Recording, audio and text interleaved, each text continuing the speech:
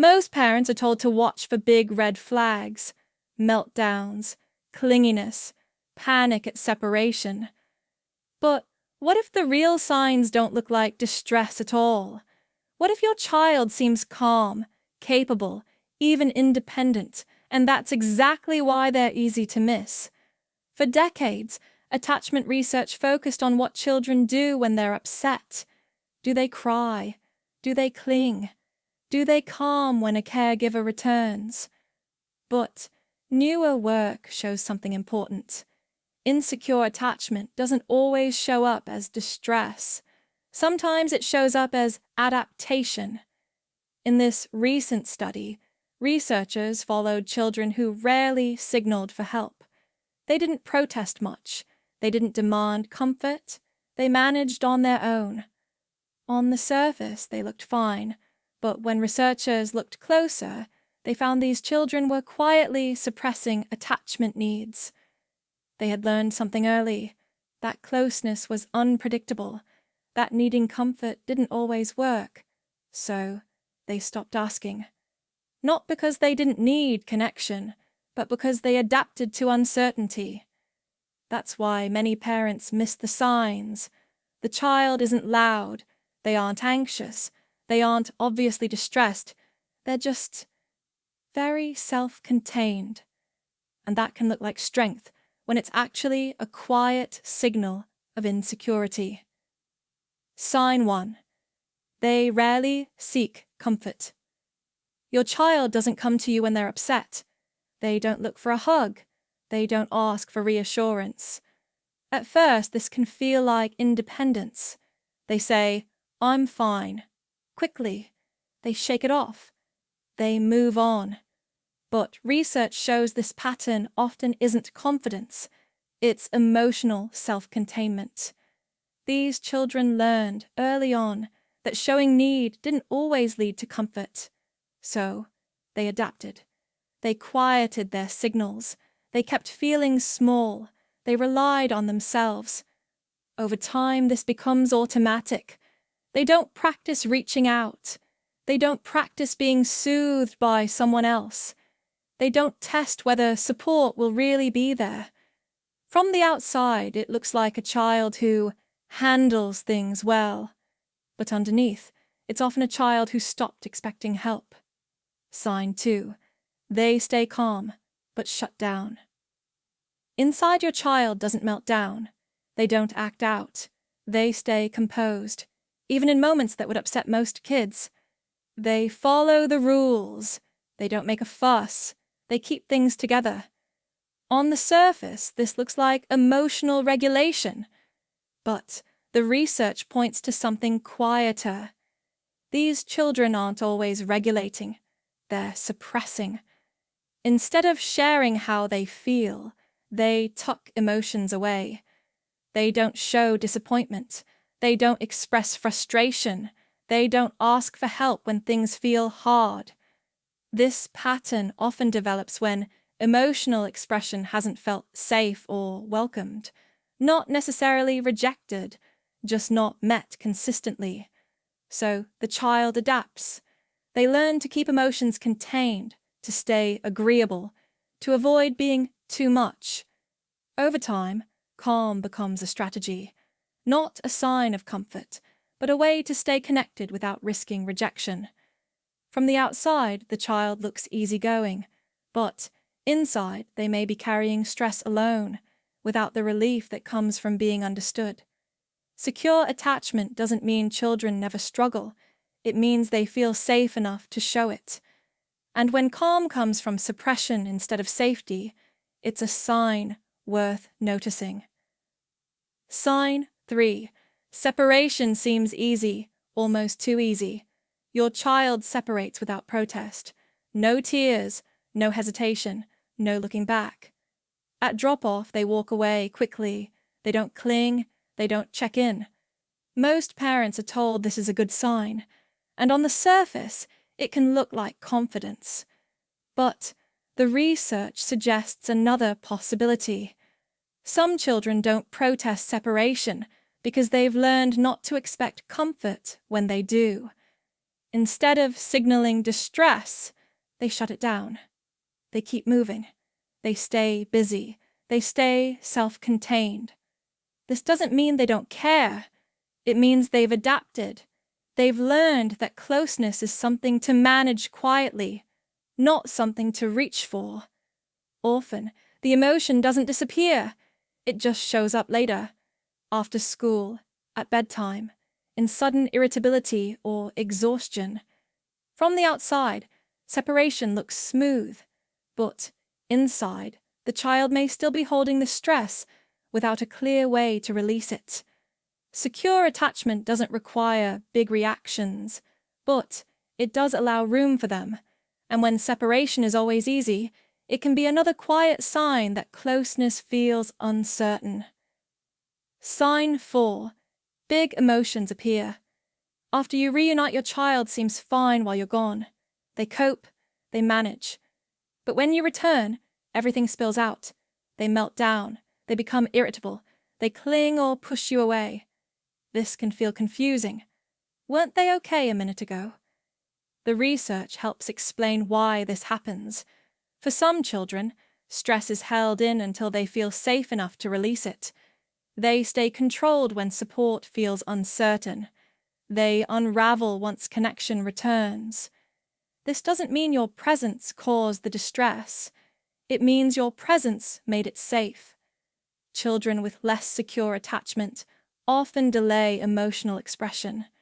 They've learned to manage alone until they no longer have to. So the reunion becomes the moment everything comes out. These reactions aren't manipulation. They're relief. Relief that someone is back. Relief that they don't have to hold it together anymore. From the outside, it can look like acting out for attention. From the inside, it's a nervous system finally exhaling. Secure attachment allows emotions to move more fluidly. Stress rises and falls with support. When emotions pile up and only release after reunion, it's another subtle sign that connection hasn't always felt reliably available. Sign 5. They constantly monitor your mood. Your child notices everything: your tone, your facial expressions, your energy when you walk into the room. They adjust quickly. They become extra helpful when you're stressed. They pull back when you're distracted. They try to keep things smooth. This can look like empathy, but the research points to something more vigilant.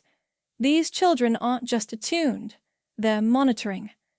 They've learned that connection depends on the adult's emotional state, so they track it closely.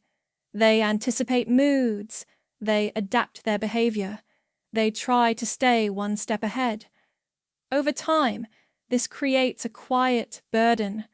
Instead of focusing on their own needs, they manage the relationship. They become people pleasers. They avoid conflict. They suppress their own feelings to keep things stable. From the outside, this can look like maturity. From the inside, it's anxiety dressed up as helpfulness.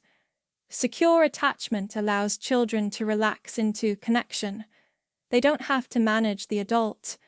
When a child is constantly scanning your mood, it's often a sign that emotional availability hasn't felt predictable. And predictability is what safety grows from. Sign 6. Closeness and independence. Feel all or nothing. Your child wants you very close or very far away. They cling intensely at times, then suddenly push you away. Do it myself. Go away. Don't help. This push-pull can feel confusing. One moment they need you constantly. The next, they reject closeness altogether. The research suggests this pattern often reflects uncertainty about connection. These children haven't learned that closeness and independence can exist together, so they swing between extremes. When they feel unsure, they pull close. When closeness feels overwhelming or unpredictable, they push away. Neither response is wrong. Both are attempts to stay safe. Secure attachment supports flexibility. Children feel comfortable moving toward a caregiver and moving away, without fear that either choice will cost them the relationship. When attachment feels less secure, that balance is harder to hold. Closeness feels risky. Independence feels lonely. So, children alternate between the two. From the outside, it can look like moodiness or inconsistency.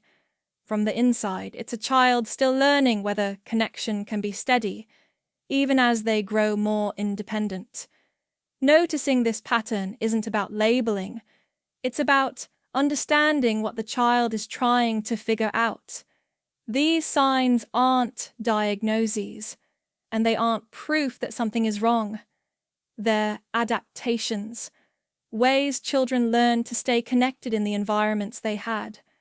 A child who doesn't ask for help learned to rely on themselves. A child who stays calm learned that emotions weren't always met. A child who watches your mood learned that connection felt unpredictable. None of this means you failed. It means your child did what children always do. They adjusted. The research is clear on one hopeful point. Attachment patterns aren't fixed traits. They're shaped by experience. And when experiences change, expectations change too. These signs aren't warnings to panic. They're invitations to notice. Awareness doesn't create insecurity. It creates opportunity. Because once you see the pattern, you can start shaping moments that feel safer, steadier, and more predictable. And that's how attachment begins to shift. Secure attachment doesn't mean a child is always calm, or always confident, or always independent. It looks more flexible than that. A securely attached child can ask for help and then go back to playing. They can feel upset and recover once support arrives. They can move toward closeness and move away again, without fear that either choice will cost them connection. The research describes security as felt safety, not perfect behavior, not emotional control, but a quiet expectation. When I need someone, someone will be there. You see it in how children recover from stress. They don't stay stuck. They don't have to manage everything alone. Secure attachment allows children to use adults as a base, not a crutch, not something to avoid. And it develops slowly, through repeated moments of being noticed, comforted, welcomed back after disconnection. Not because everything goes right, but because connection returns. That's the difference. Not how a child behaves on the surface, but what they expect underneath.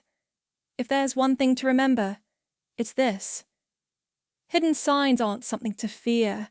They're something to notice.